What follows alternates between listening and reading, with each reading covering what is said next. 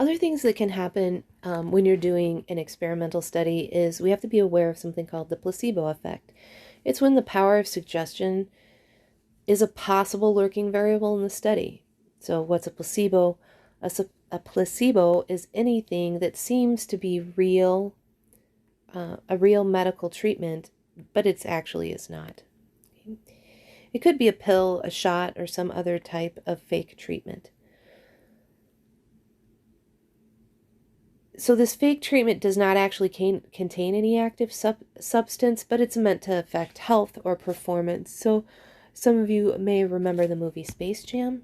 And this happened in Space Jam when the Looney Tunes were losing in the, they'd retreated to the locker room. They were losing and concerned. And they brought out Michael's secret stuff and they came back and won. That's an example of the placebo effect. It's when individuals in the study improve simply because they believe that they had received a useful treatment. So how are we going to counteract the placebo effect? Well, that is something called blinding in experiments. And there's two different ways to do it. You can do a single blind experiment or you can do a double blind experiment. In the single blind experiment, an experiment is single blind if the participants do not know whether they are members of the treatment group or if they're members of the control group.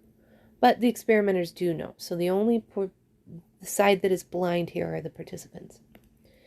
When you do a double blind experiment, neither the participants nor the people administering the treatment know who's in the treatment group and who's in the control group. So both the administrators and the participants are blind.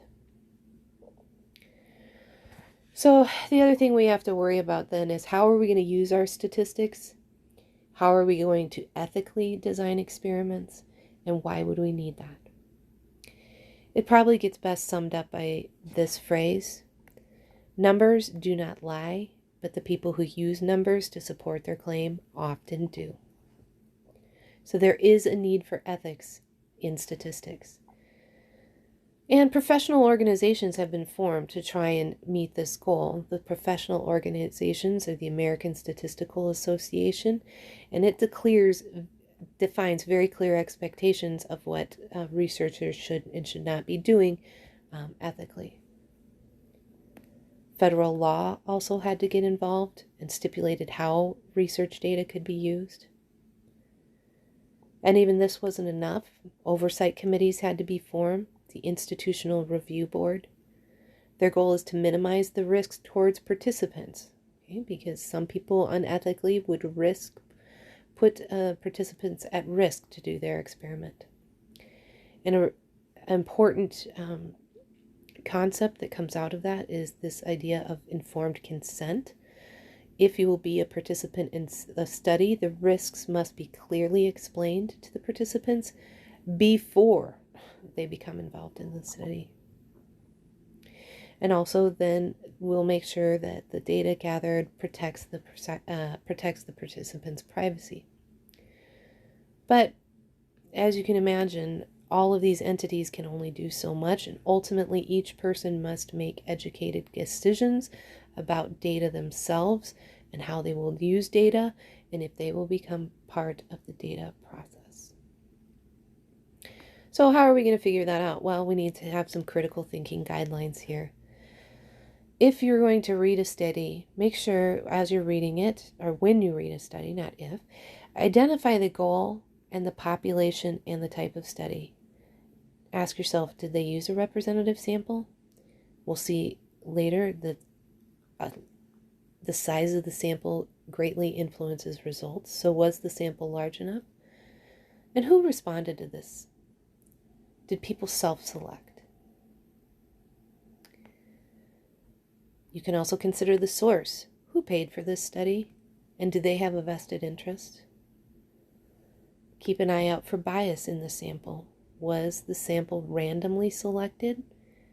Did they select a representative sample?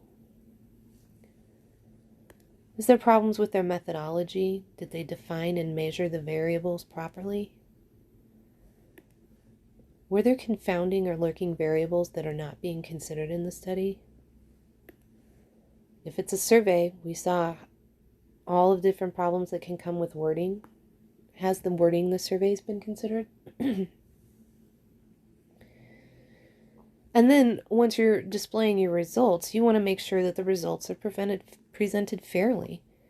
Are the graphs properly displayed, or are they improperly displayed? Are they skewing the results? Is the data missing values and therefore incomplete? What is the context of this presentation? So all in all, don't take things at face value. Read the study, stand back, and consider the conclusions. Basically, these two go together. Don't just automatically assume that it was a good or a bad experiment. You need to be logical. You need to evaluate and think for yourself. And this class will give you the tools to help you in that.